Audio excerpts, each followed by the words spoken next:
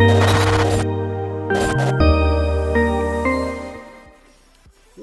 on back, everybody, and welcome to another NFL mock draft on the channel. My name is Absolute Illusion. You can also call me Colton, though. And today we are going to be doing the Washington football team. No idea if they're ever actually going to change that name or not, or what they're doing. I have no idea what's even happening with them. But I'm super excited to do this mock draft for them. I actually really enjoyed watching them this last season. They have a lot of really fun weapons on offense. Their defense was unbelievable last year. I was a big Alex Smith fan. I was kind of sad they let him go.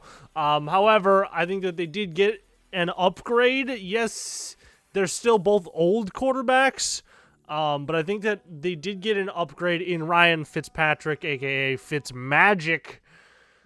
I do think that he maybe has another year or two left in him, where he can be very serviceable. So depending on what kind of happens here, you could definitely see me grab a quarterback like Mac Jones here if he's available. I would definitely jump at the chance to get him.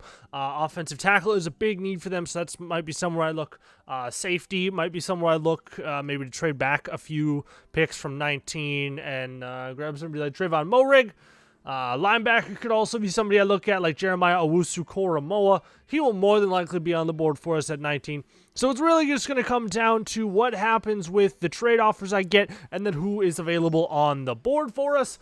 So we are going to get in here. It's been a little while since I've recorded one of these. I bulk recorded pretty much everything you saw leading up to this last episode on Wednesday. I had it all bulk recorded last week. Because I was going to be gone for like 6 days in San Antonio, Texas, visiting my dad. So I'm recording this one on Monday for Friday's episode. It's been a little while since I've gotten to record one of these. There's been a lot of crazy stuff that's happened, aka the trades that have happened in the NFL. The Dolphins decided, hey, we're just going to turn the entire mock draft world on its head. Why not? We're gonna trade the third pick for the 12th pick, and we don't really like the 12th pick. We're gonna jump up to the 6th pick because we feel like it. And honestly, I love that trade for them. They got first round pick in 2023. I believe they swapped 4th or 5th round picks with the Eagles, and then they also picked up a 3rd round this year. I think that is a phenomenal trade for them, and they only had to go back 3 picks and will still probably get the exact same player that they would have gotten at 3. The 49ers made a great trade there as well, jumping up to whoever they decide is going to be their future. That's the guy that they wanted to reach up and grab for. So if you believe that that's the player, there really isn't too much to give up for it.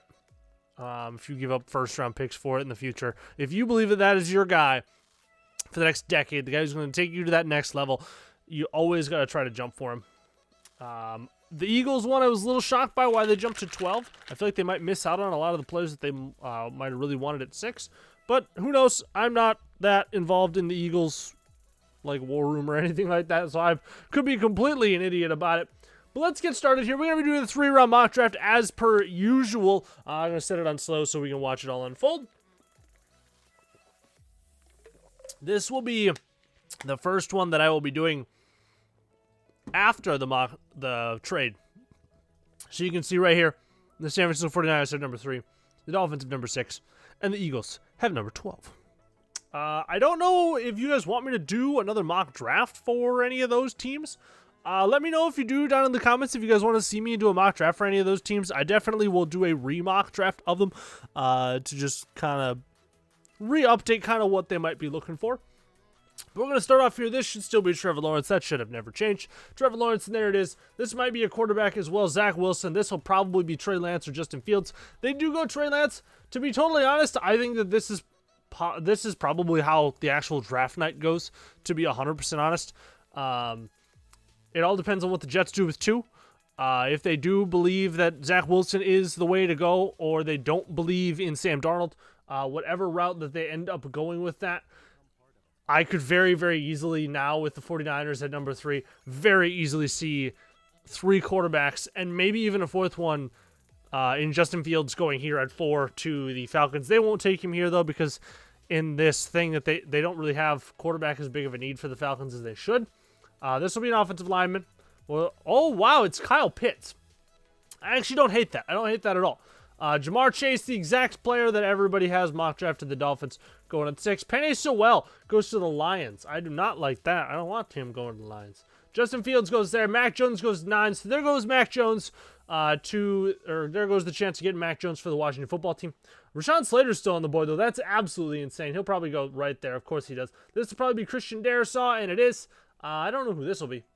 Jeremiah Owusu goes off the board right there. J.C. Horn goes right there. Elijah Vera Tucker's still on the board, and there he goes right there. We are getting a trade offer, though. I did not see who was still on the board.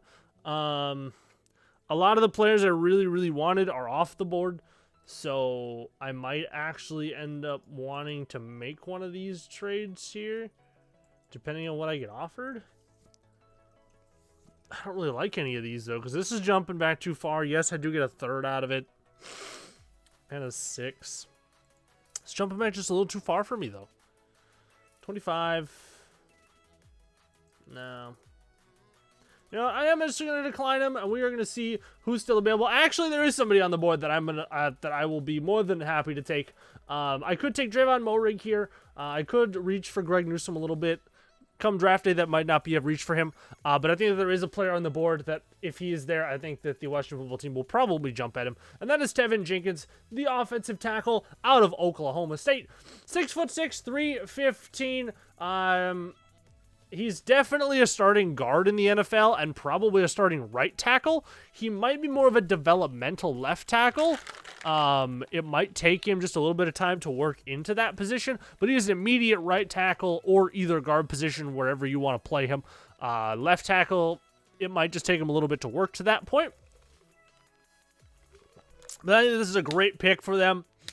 He has all of the ability to be an absolute future star on their offensive line for quite a few years. He has all the talent. It just depends on can they build him up and give him, put him in the situation to succeed. You know, as with a lot of players, though, that's actually most players. A lot of, like, you could have a absolute star player in college who everyone's like, this is a slam dunk. He goes into a crappy situation and that's it. This is what I was worried about. It's like Greg Newsome, Trayvon Moehrig, they would have gone before 25. And then the players that I really would have wanted would have been off the board again. And I didn't want to reach for a corner right there. There's a couple guys that I could have reached for. This guy right here, this dude is an absolute monster.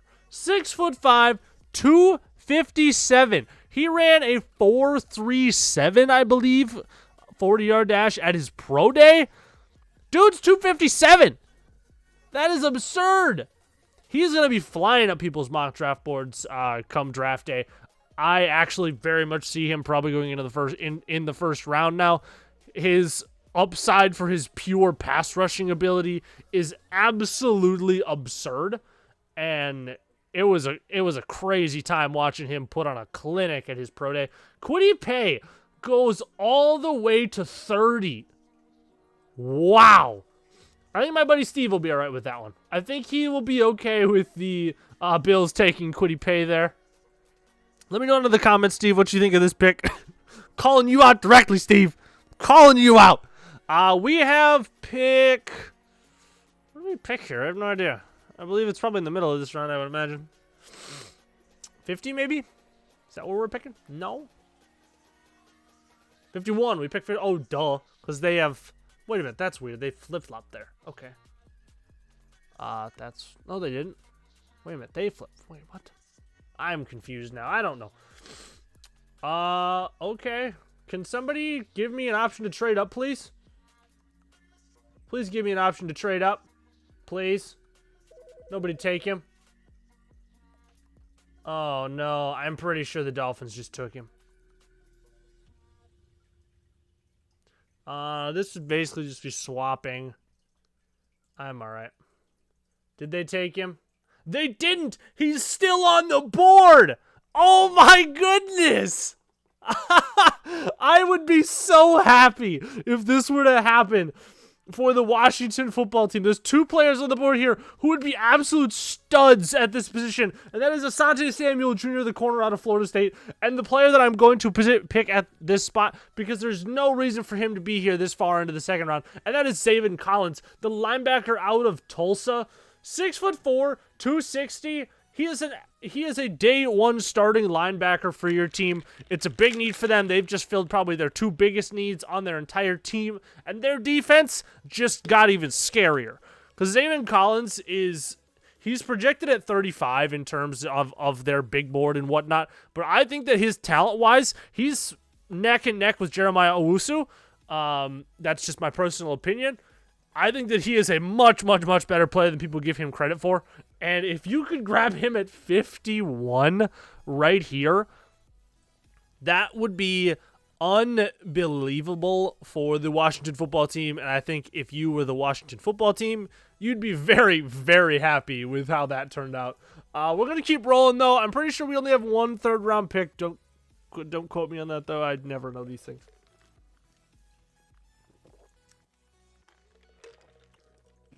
All right, let's see here. What do we got? What do we got? What do we got? Anything interesting?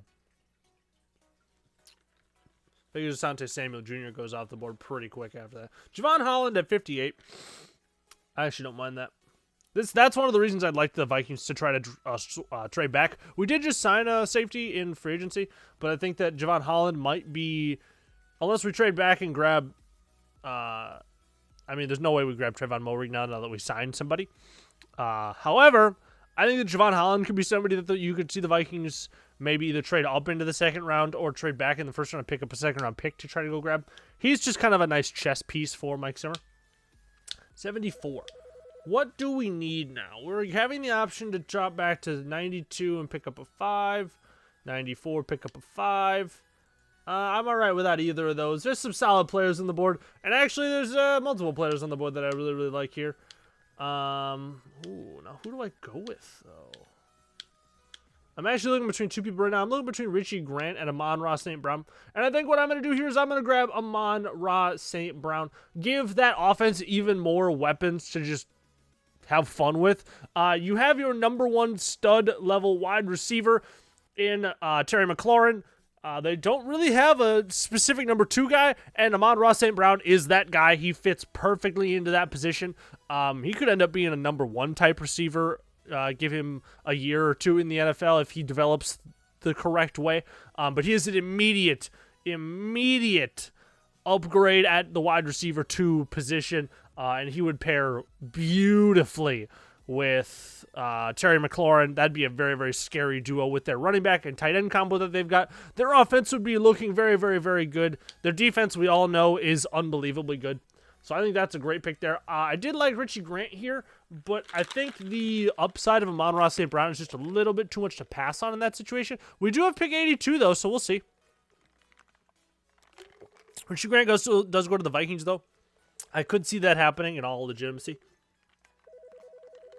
We are getting an option to trade back, though. Trade back to 104, pick up a 5. And trade back to 98 and pick up a 6.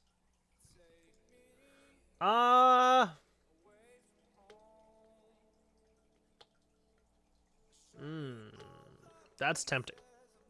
That's actually very tempting. I actually kind of like that.